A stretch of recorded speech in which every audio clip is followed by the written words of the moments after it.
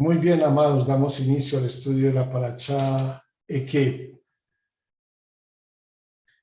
En esta Parashá vemos a Moshe Rabenu de nuevo alentando a todo el pueblo de Israel para que aumenten la emuná, para que la fe crezca en ellos, la fe de Hashem, y de esta manera estar seguros que conquistarían la tierra prometida.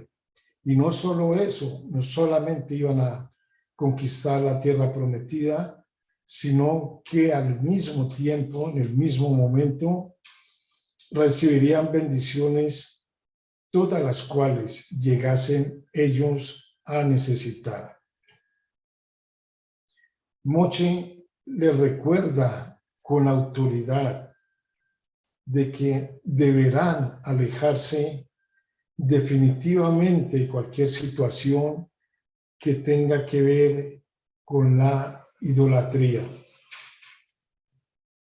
Está escrito: no tendrás ni reconocerás a otros dioses en mi presencia fuera de mí. No te harás una imagen tallada ni ninguna semejanza de aquello que está arriba en los cielos, ni en la tierra, ni en el agua, ni debajo de la tierra. No te postrarás ante los ídolos, ni los adorarás, pues yo soy el eterno tu Dios, el único Dios, quien tiene presente el pecado de los padres sobre los hijos hasta la tercera y cuarta generación con mis enemigos. Pero quien muestra benevolencia con miles de generaciones a aquellos que me aman y observan mis preceptos. Esto dice Hashem. Para todos, este es el segundo de los 10 mandamientos que fueron dados a Moshe para toda la humanidad en el monte Sinaí, el segundo mandamiento. Ahí nos podemos dar cuenta cuán importante es este mandamiento. Está clasificado como segundo entre los 10 mandamientos. Hay otras Biblias, hay otros maestros de Torá, hay otros pastores de Biblia que lo colocarán en el tercero, cuarto, quinto lugar. Pero si nosotros le damos la importancia de vida a a este mandamiento, asimismo tenemos que tratar de cumplirlo en nuestras vidas. La idolatría, he recalcado muchas veces, es uno de los pecados que más aborrece el Eterno. Bien, la palabra que significa por consiguiente, el nombre de la parashá. Su valor numérico es 172. Enseñan nuestros sabios que es igual que la palabra Ikav, que quiere decir deber y también permanencia. Se expresaba anteriormente que Kev significa por consiguiente, es decir, si hacemos esto, por consiguiente o a consecuencia de hacer esto, vamos a recibir esto, ¿sí?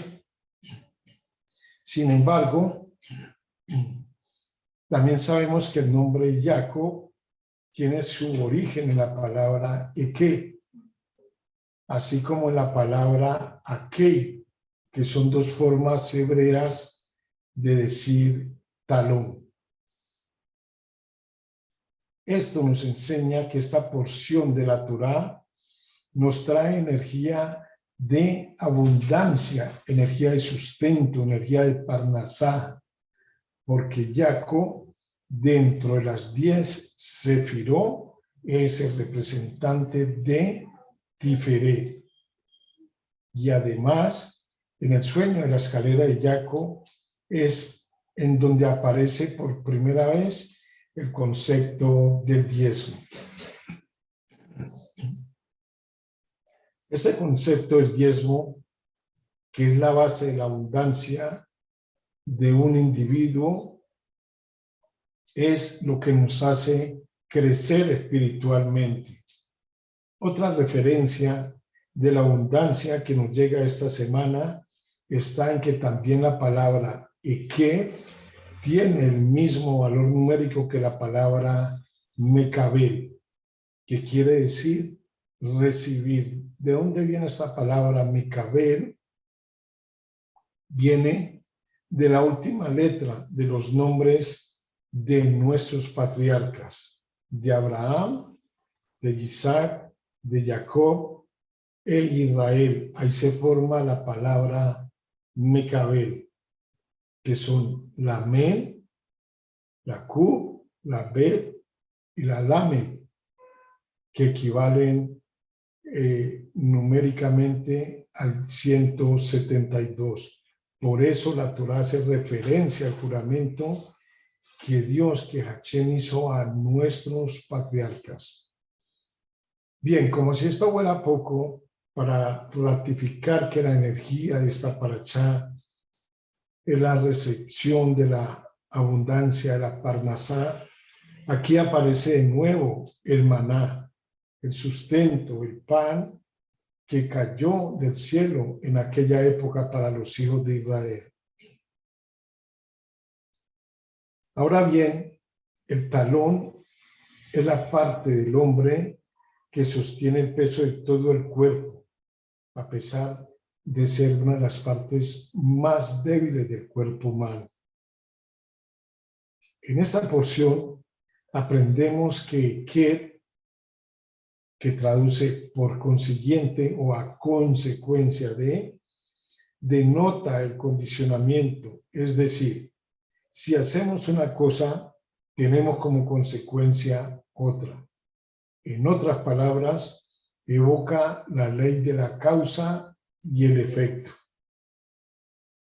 Nuestro comentarista de la Torá de origen francés, Rashi, nos dice que en esta porción las misbot, los mandamientos, encabezan el primer párrafo de la Torá, porque Eke la salude debido a que tendemos a pisotear las misbot con nuestros talones.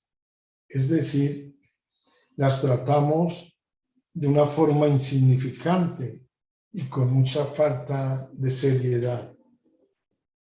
Puede ser por ignorancia del mismo valor que tienen cada uno de los mandamientos.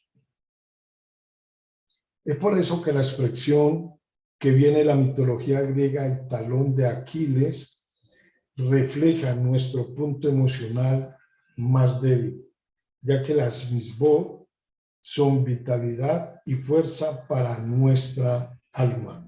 Sin embargo, en hebreo la expresión que proviene de la palabra Eke y que mejor refleja su real significado es Beta di Machia, que quiere decir el talón de Machia. Pues estos son los que marcan su camino con su llegada inminente, la cual está precedida de decadencia espiritual en todos los niveles. Por eso son sus talones su parte más baja.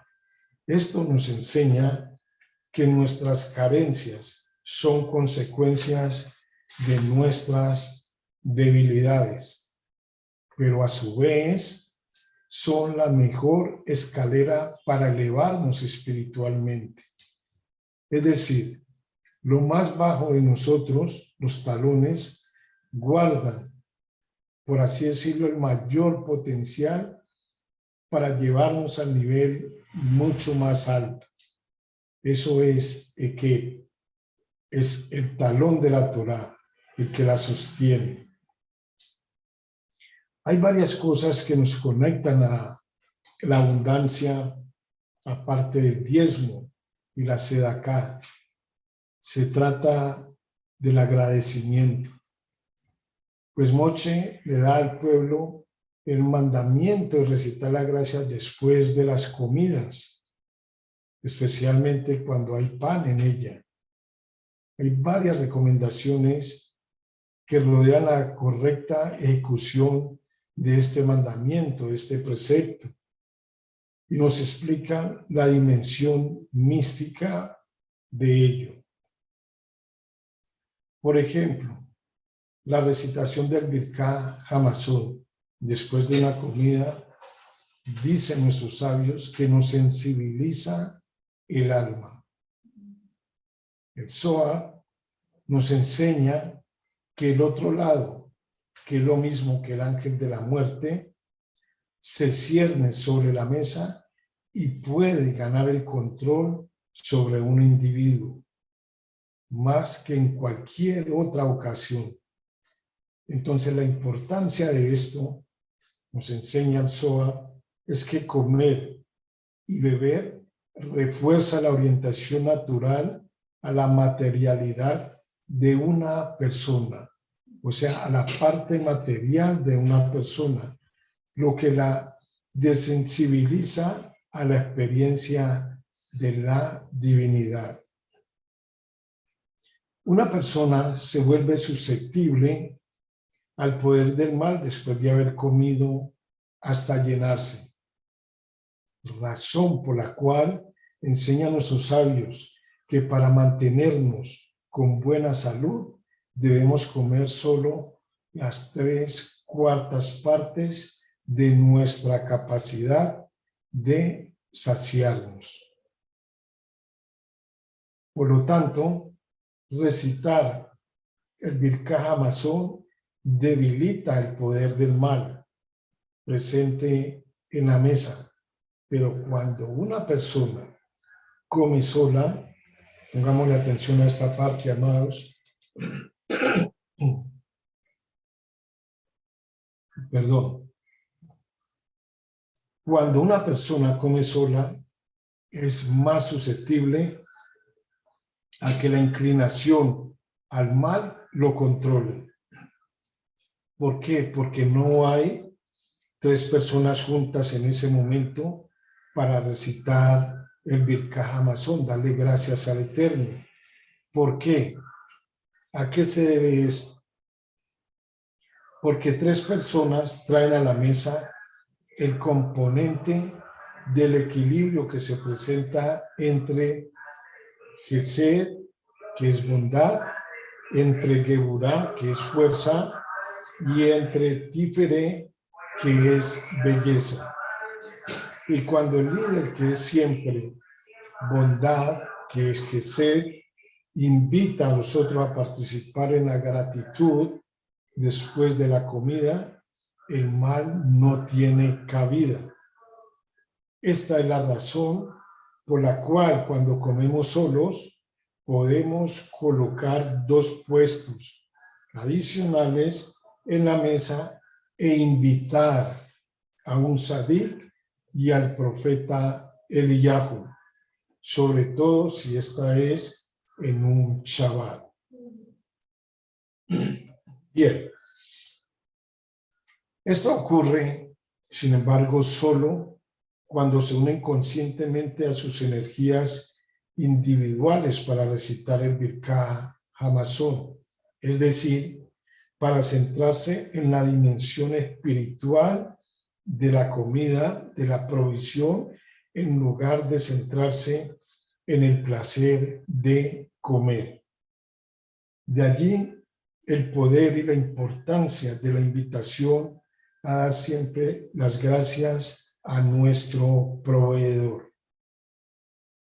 Enseñan los sabios de Israel que al comienzo de la comida, el ángel de la muerte es un invitado, no de parte nuestra, él llega, al cual debemos imaginar como un perro hambriento esperando que algo se caiga de la mesa para atraparlo. Por eso no debemos comer con el perro al lado de la mesa, ni mucho menos tirarle comida. ¿Por qué? Porque ya sabemos a quién se la estamos tirando. O sea, estamos tirando al ángel de la muerte.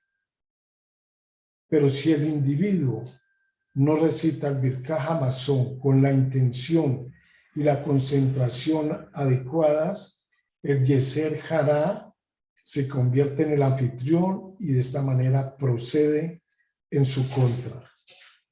Una persona debe, por lo tanto, tener mucho cuidado de tener las intenciones apropiadas al enjuagarse las manos después de la comida, para que el Yeser Hará no proceda contra él. ¿Por qué? Pues cada vez que una persona sucumbe a las tentaciones del mal, el error que realiza actúa como un fiscal en su contra en la corte celestial. Entonces, lavarnos las manos, los restos de la comida que hayan allí, equivale a lanzarle un hueso al perro. Esos restos de comida que quedan en nuestras manos son la parte de la sedá que le corresponde al ángel de la muerte. El mal no posee poder por sí mismo. Su poder se deriva únicamente en virtud de los pecados del hombre. Por lo tanto, cuando nos lavamos las manos, él se da cuenta de que no tiene nada más que esperar de esta comida y entonces se va. Está escrito, el hombre no vive solo del pan, sino de cada proverbio que emana de la boca de Hachim. Pues enseña el Midrash que el pan alimenta el cuerpo del hombre, pero no alimenta su alma. Para darle sustento a nuestra alma necesitamos de las enseñanzas de la Torá. Y al estudiar y observar los mandamientos de Hashem, nuestra alma gana vida en este mundo y en el mundo por venir. Pero ¿qué sucede hoy en día? Por ejemplo, cuando vamos a un restaurante y nos sirven la comida, si no lo hacemos nosotros, lo hacen otras personas y a veces nos ponen hasta esperar para tomar los alimentos. Primero, la foto para subirla a las redes sociales, para mostrar lo que estamos comiendo. ¿Sí? Pero ¿qué sucede después cuando terminamos? Cuando terminamos de consumir estos alimentos, la provisión que el Eterno nos ha dado, nos olvidamos de darle gracias al Creador. Nos olvidamos de recitar el Birkat Hamazon. Es más importante tomar la foto y subirla a las redes sociales que darle gracias a nuestro proveedor. Moshe Rabbeinu recordó a los hijos de Israel, diciéndoles, cuando siguieron a Dios por el desierto, Él los proveyó tanto de vestimenta como de alimentos, para que no tengan ningún tipo de preocupaciones materiales. Rabí Eleazar, el hijo de Rabí Shimon Bar Yochai, una vez preguntó a su suegro, ¿cómo se vistieron los judíos, los hijos de Israel, en el desierto? Llevaron sus telares y otras maquinarias cuando salieron de Egipto para tejer sus vestimentas. Su suegro, Rabí Shimon Ben Yosi, contestó, En el momento de Matan Torah, en el momento de la entrega de la Torah, los malajines, los ángeles, dieron a los judíos vestimentas que nunca se desgastaron porque eran sobrenaturales. Pero ¿qué pasaba si necesitaban nuevas vestimentas porque habían engordado o adelgazado? Y los niños necesitan nuevas vestimentas a medida que crecen. Quiso saber Rabí Eliezer.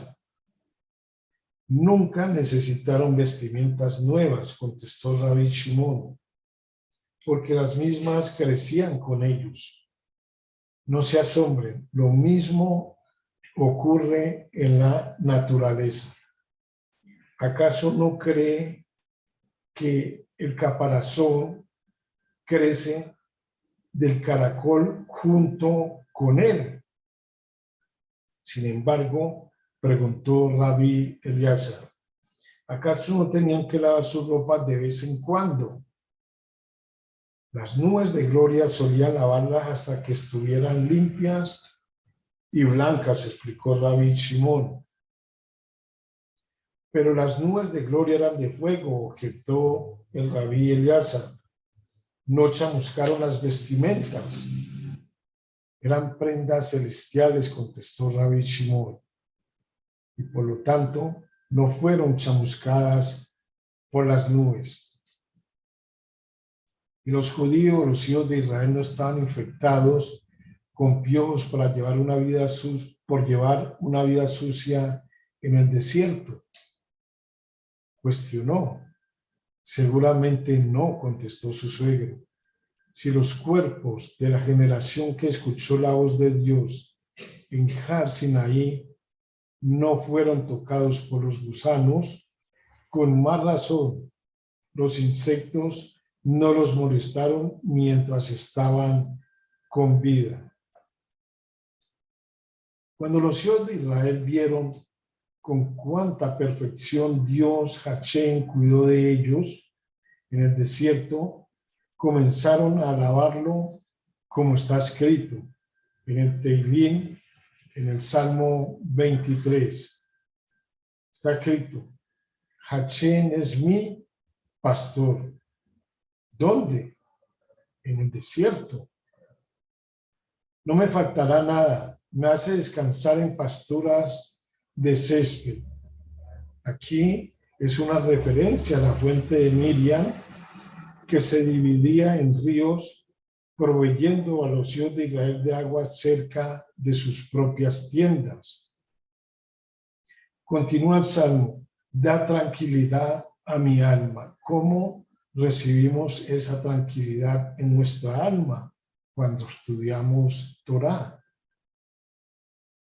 Continúa el Salmo, aunque camine por el valle de la sombra de la muerte, es decir, en el desierto temeroso y solitario, no tendré miedo del mal, porque tú estás conmigo.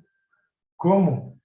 Como estuvo con el pueblo de Israel, en las nubes de gloria que lo protegían. Tú preparas una mesa para mí frente a mis enemigos. Me provees del maná que se apila tan alto que los reyes del este y del oeste pueden verlo. Moche explicó, cuando Dios se hizo cargo de vuestras necesidades para perfeccionaros, visteis que cuando Él aflige a una persona, sus motivaciones son las de un padre que considera necesario corregir a su hijo. ¿Por qué? Porque sencillamente lo ama. Durante 40 años, Dios los instruyó para que estuvieran espiritualmente preparados para ingresar a la tierra prometida con perfección. En el capítulo 7, versículo 12 del libro de Devarim, Deuteronomio, está escrito: esta es la recompensa cuando escuchen estas leyes y las observen y las realicen. Tenemos tres palabras allí. Esta es la recompensa de Hashem, cuando escuchen estas leyes, las observen y las realicen, o sea, las hagamos, las cumplamos. Posteriormente, ¿qué dice Hashem? Guardará Hashem tu Dios para ti el pacto y la benevolencia que prometió a tus padres. Versículo 13 está escrito: te amará, te bendecirá y te multiplicará. Capítulo 8 de Barín, Deuteronomio, versículo 19-20. Está escrito: y será que si llegas a olvidarte de Hashem, tu Dios, y vas en pos de los dioses de otros, y los sirves y te prosternas ante ellos, atestigo contra ustedes hoy que ustedes ciertamente perecerán, como las naciones que Hashem hace perecer delante de ti. Así perecerán porque no han escuchado la voz de Hashem, su Dios. Entonces, tenemos: y será que si llegas a olvidarte de Hashem, será que si llegamos a olvidarnos de Hashem, ¿qué va a pasar? Nos van a suceder cosas que no serán para nuestro bien. ¿Por culpa de Hashem? No, por culpa nuestra. Y una de las cosas que ocurren cuando nada nos sale bien, por el hecho de habernos alejado de la Torá de Hashem, por el hecho de habernos alejado de nuestro Creador, es la ira. Cuando las cosas no nos salen bien, nos da rabia, nos sentimos mal. Viene a nuestras vidas y prevalece la ira. Y es un tema que vamos a tocar a continuación, porque tenemos que aprender, no solamente ustedes, amados, yo también aprendo. Yo aprendo de este tema que el Eterno puso en mis manos, en mis ojos, para preparar esta clase del día de hoy. Está escrito en el libro Sefer Hairá del Rabenu Yonah, dice lo siguiente: todo el que se enoja se confunde en su espíritu y su conciencia. En una palabra, harían falta varios tomos para poder mencionar todo el daño que le causa la ira a nuestro organismo, al alma y a la mente. Por ende, conviene que cada enfermo se examine a sí mismo y se fije si tiene tendencia a esto, a enojarse. De ser así, que sepa con absoluta certeza que la ira es una de las principales causas de su enfermedad, o inclusive, tal vez, la única. La mejor arma para superar la ira es ser consciente de lo malo que es este defecto, pero a la vez lo loable o lo plausible que es superarlo. La ira se manifiesta de muchas formas y a muchos niveles. Está aquel que se enoja dentro del corazón y va de un lado al otro, como un león dentro de una jaula, malhumorado e irritable. Está el otro que expresa su enojo de una forma dura y vigorosa. Está aquel que grita e insulta y también se burla. Y está el otro que incluso se comporta como un loco y se rasga las vestimentas y hasta rompe utensilios. Está aquel que se enoja sin motivos o por motivos imaginarios que él mismo se inventa. Y está quien se enoja por motivos valederos. Pero tenemos que recordar que incluso cuando la persona se enoja por motivos valederos, de todos modos su ira es algo despreciable.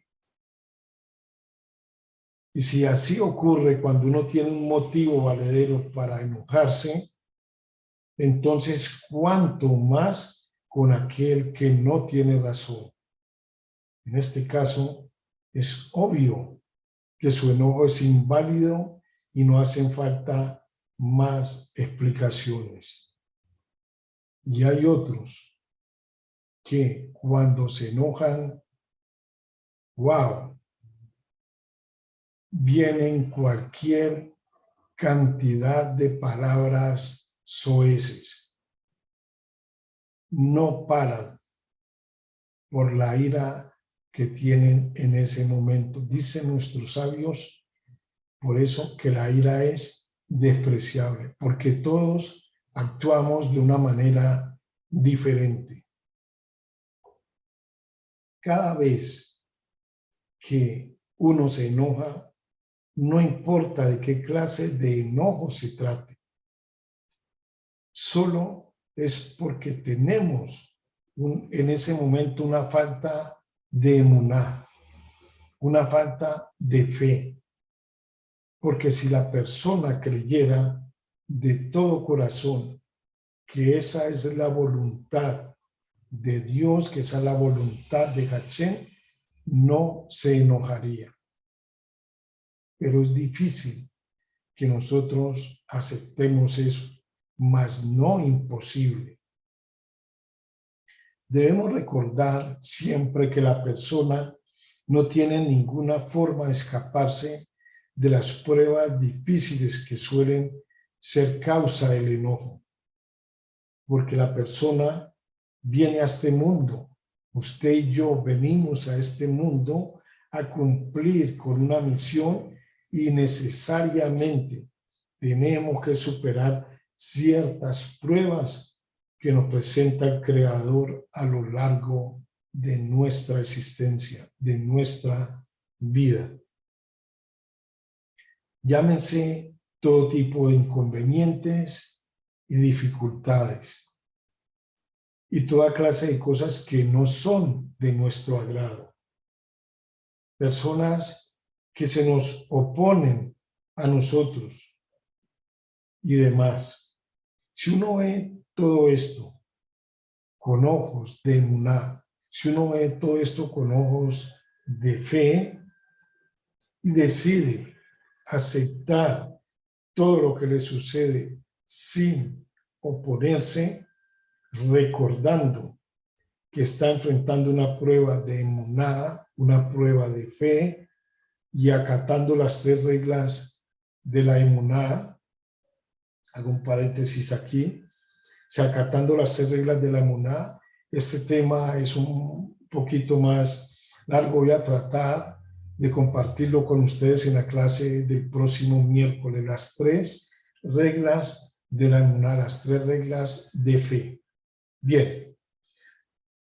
Entonces tenemos que si uno ve todo esto con ojos de emuná, con ojos de fe, y decide aceptar todo lo que le sucede sin oponerse, recordando que está enfrentando una prueba de emuná, de fe, y acatando las 3 reglas de ella, de la emuná, entonces esa persona no va a enojarse. Pero si se desconecta de la emuná, si se desconecta de la fe y atribuye todo lo que le sucede a distintas causas naturales, o les echa la culpa a los demás, que casi siempre es lo que la gran mayoría hacemos, entonces no le quedará otra alternativa más que enojarse en cada oportunidad. Vemos entonces que la anulación de la ira depende de la emuná de cada persona, depende de la fe que cada uno de nosotros tengamos y de si esta fe, este grado de fe que tenemos en ese momento nos conecta con el Creador en cada situación y trata de ver de qué forma puede conectarse con el Creador, no solamente en un momento, sino por siempre. Por lo tanto, la persona que se enoja con facilidad tiene que orar mucho y suplicarle al Creador. Tenemos que orar mucho y suplicarle a nuestro Creador. ¿Cómo?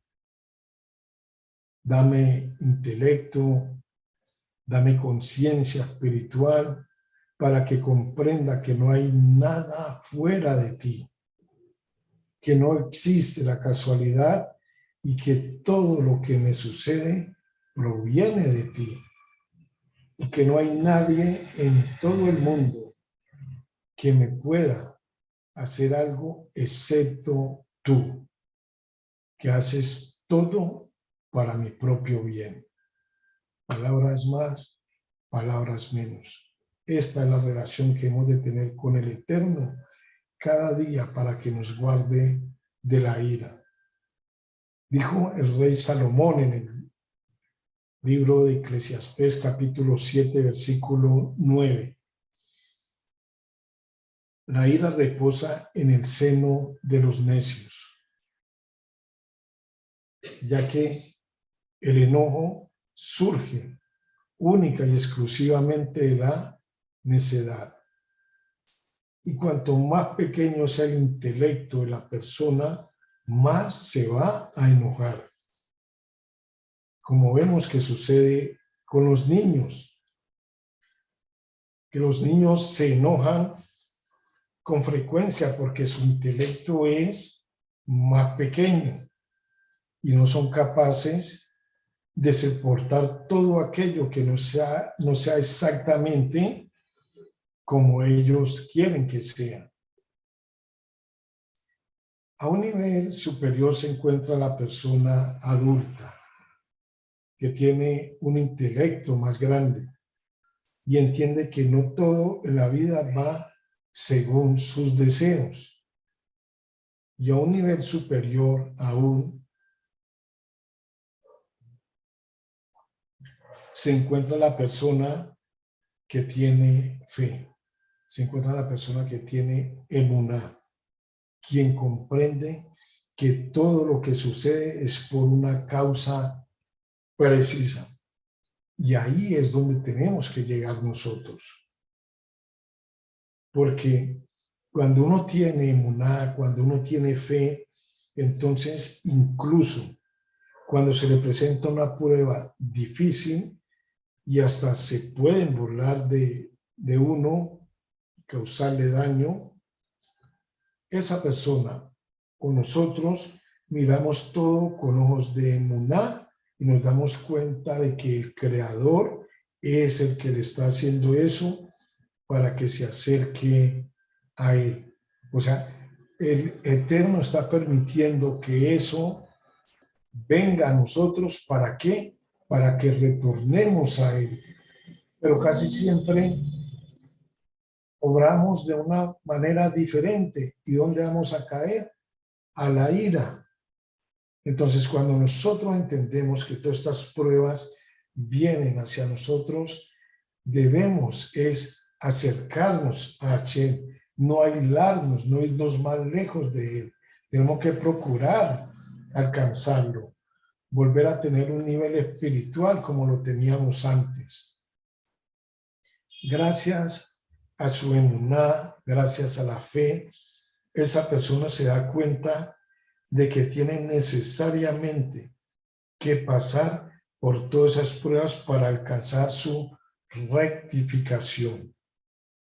Y por eso no se opone a lo que le sucede, sino que muy por el contrario, lo enfrenta todo con introspección y con entendimiento, con sabiduría. De hecho, el enojo le causa más daño al cuerpo y al alma que cualquier otra transgresión de la Torá. Tal como dice el Zohar, donde se afirma que la persona irritable, incluso si posee Torá y un sinfín de buenas acciones, no obtiene ningún beneficio de todo eso, porque es inevitable que se enoje y hasta pierda su alma, con la cual llevó a cabo todos esos buenos preceptos. Y en lugar de su alma va a entrarle al cuerpo un espíritu de impureza. Vemos entonces que la persona irritable no tiene posibilidad de alcanzar ningún logro o nivel espiritual, porque aunque cumpla con todos los preceptos que existen y aunque estudie Torá día y noche, apenas sucumba a la ira, lo perderá todo. ¡Wow! Tremendo esto que nos enseñan los sabios de Israel. Es importante que nosotros practiquemos lo que estamos escuchando, lo que nos enseñan nuestros sabios.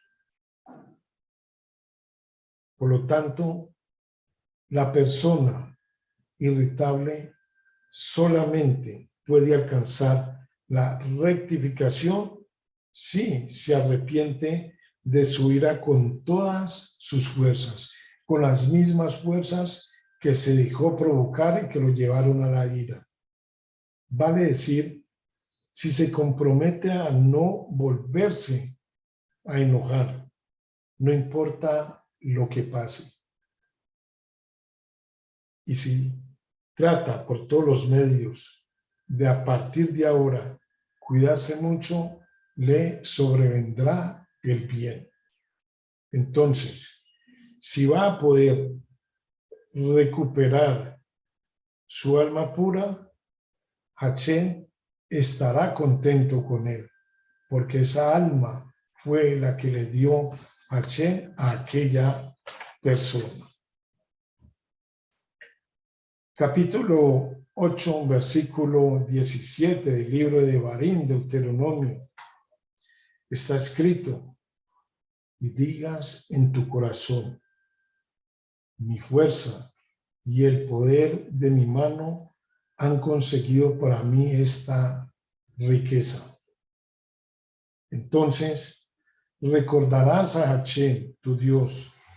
Él fue quien te dio la fuerza para conseguir riqueza, a fin de que establezcas su pacto que juró a tus padres como en este día. Otra gran enseñanza en esta parashá es que Moshe advirtió a los hijos de Israel que estuvieran alertas para que no permitieran que la futura prosperidad que les esperaba en Jerez Israel y la seguridad que tendrían los enceguezca al extremo en no reconocer más al origen de esa bendición. ¿Quién era el origen de esa bendición? Hashem. Sería fácil para los hijos de Israel pensar que con su propia fuerza lograron derrotar a los cananeos, pues eran guerreros formidables, y de hecho Jaco y Moche los compararon con leones y lobos. Para disipar esa idea, Moche instó al pueblo a recordar siempre el éxodo, de dónde venían, de dónde los trajo Hachén y de todas las dificultades que tuvieron que soportar en el desierto. De esta manera, así se darían cuenta claramente que no fue gracias a su fuerza que prevalecieron, sino a la voluntad de Dios, porque Dios nunca los abandonó aún en el desierto.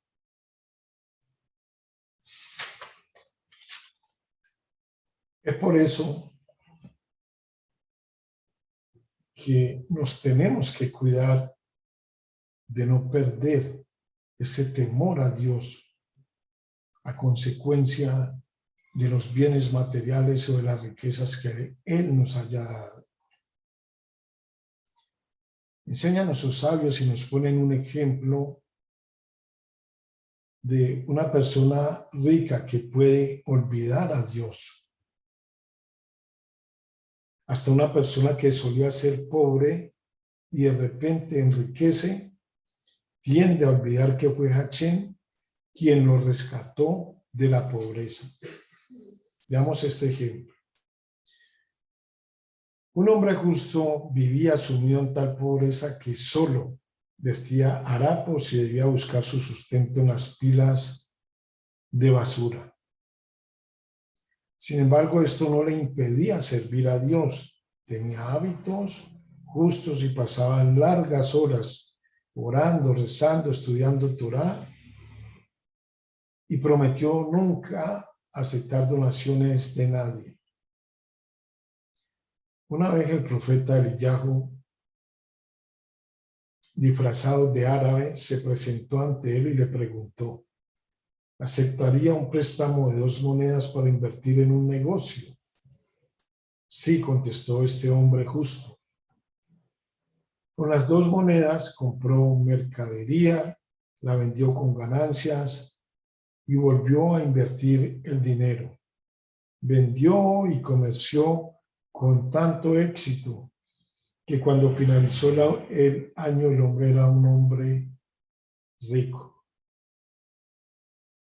Los asuntos comerciales ya le ocuparon todo el día y no tenía más tiempo para sus hábitos piadosos y extensas plegarias como antes. El Todopoderoso se quejó a Eliyahu. Le dijo: has arruinado el único hombre justo que tengo.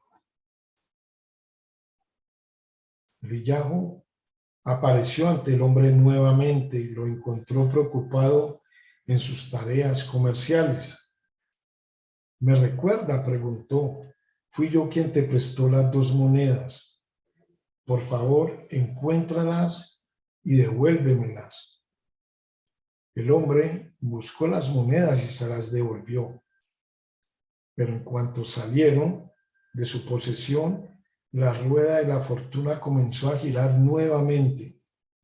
Sus negocios comenzaron a decaer, fracasaron y se endeudó tanto que en el término de un año volvió a ser pobre, un mendigo. Como en viejos tiempos, debía hurgar en la basura en busca de su propia comida. Eliyahu volvió a verlo y lo encontró llorando amargamente. ¿Qué le preocupa, abuelo?, le preguntó. Estoy afligido porque mi fortuna se perdió. Perdí todo mi dinero, contestó el hombre. ¿Me promete?, le preguntó Eliyahu, que si te devuelvo las 2 monedas continuarás tus prácticas y plegarias piadosas. El hombre prometió y Eliyahu le regresó las 2 monedas. Esta vez el hombre no dejó que su fortuna recuperada lo preocupara. Apartó de su tiempo todos los días para servir a Hachén de una manera fiel, como lo había hecho cuando era pobre. Perdón, Moche también advirtió a los judíos, a los hijos de Israel: un hombre rico puede olvidar a Hachén de una manera muy fácil, porque a diferencia de un pobre, no está forzado a dirigirse a él. Cuando hayáos vivido en Jerez, Canaán, durante un tiempo, habiendo construido vuestra propia casa, cultivado la tierra, incrementando vuestras riquezas a través del comercio, podéis llegar a haceros arrogantes y tentado a olvidar a Hachén. Podrán exclamar: mi propia fuerza y esfuerzo lograron mi riqueza y el éxito que tengo. Pueden desvalorizar de su mente cualquier recuerdo del periodo del peregrinaje por el desierto durante 40 años, que les demostró su dependencia de Hachén y les enseñó a temer y confiar en él. El pueblo de Israel todo el tiempo mientras estuvo en el desierto dependía solamente de Hachén. Está bien, tenían un guía como Moshe Rabenu, pero Moshe Rabenu era solo el intermediario entre Hachén y su pueblo. Entonces, siempre nosotros dependemos de nuestro Creador. Dios Moshe Rabenu al pueblo de Israel les advierto que aun cuando vivan cómodamente en Jerez, Israel, deberán recordar que Hachén es quien les da la inteligencia, la energía, la vida, la fuerza para lograr el éxito. Es natural atribuir el éxito de uno a sus capacidades personales, relegando al Todopoderoso a un segundo plano. La Torá enseña una perspectiva diferente. Lo que adquiramos o produzcamos en el reino de lo material es solo gracias a la misericordia de Dios, quien nos concede todos los atributos físicos y mentales necesarios para alcanzar el éxito. Y aún después de que Hachén nos otorga las habilidades requeridas, no tendremos éxito, salvo que Él lo disponga. Enséñanos su santo maestro, Yeshua HaMashiach, de qué le aprovechará al hombre si gana el mundo entero y sufre la pérdida de su alma. ¿Con qué nos presentaríamos delante del Eterno? También enseña nuestro santo maestro: no solo de pan vive el hombre, sino de toda palabra que sale de la boca de Dios.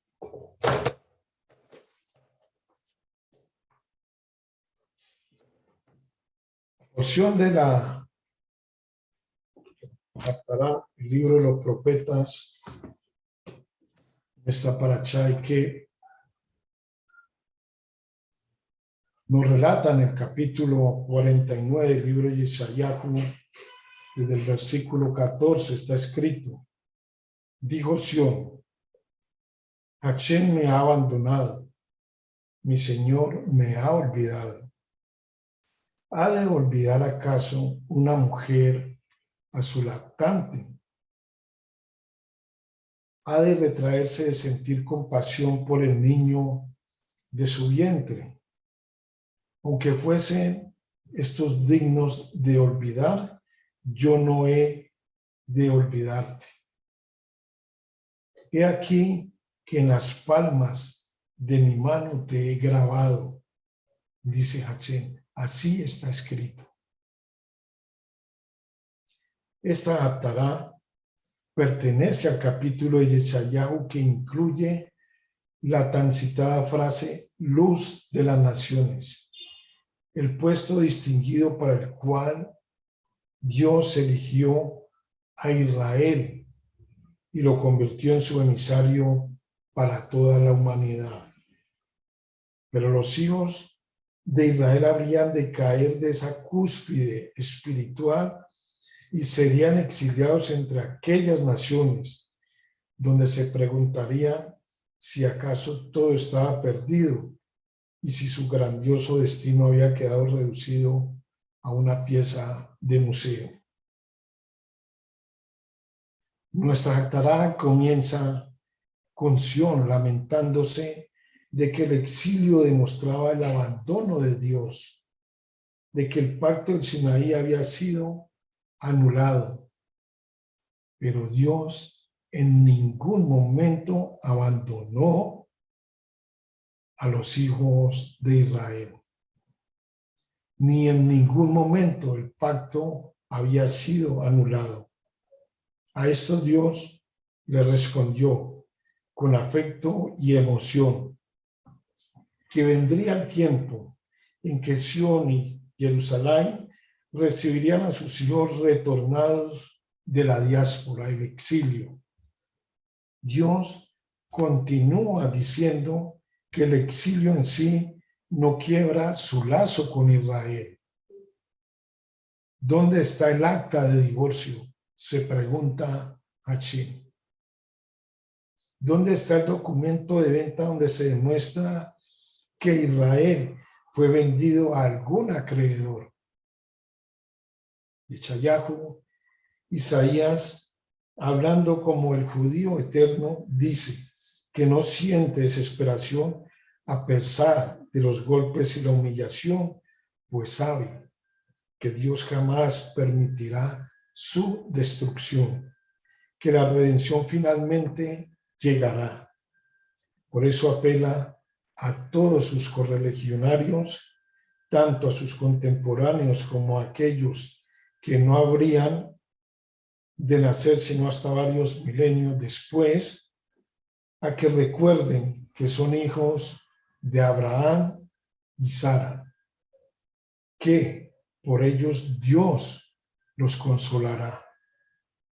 La Haftará concluye con uno de los versículos más poéticos de las Sagradas Escrituras, donde se asegura que los páramos de Sión se convertirán en jardines comparables al Edén y las lamentaciones en melodías alegres. Amados, ya para terminar, está escrito en el capítulo 9, versículos 12 al 16. Ahora, oh Israel, tomemos esta palabra para nosotros, para todos. Ahora, oh Israel, ¿qué pide Hashem, tu Dios, de ti? ¿Qué nos pide Hashem a nosotros? Está escrito, solo que temas de Hashem, tu Dios, que te conduzcas en todos sus caminos y que lo ames y que sirvas a Hashem, tu Dios, con todo tu corazón y con toda tu alma, que observes los mandamientos de Hashem y sus decretos, que yo te ordeno hoy para beneficiarte, para beneficiarnos. He aquí que de Hashem, tu Dios, son los cielos y los cielos de los cielos, la tierra y todo lo que hay en ella. Solamente a tus padres deseó Hashem para amarlos, a nuestros padres. Y escogió a su descendencia después de ellos, a ustedes, a nosotros, de entre todos los pueblos, como en este día. Corten la barrera de su corazón y su cerviz no endurezcan más. Shabbat Shalom.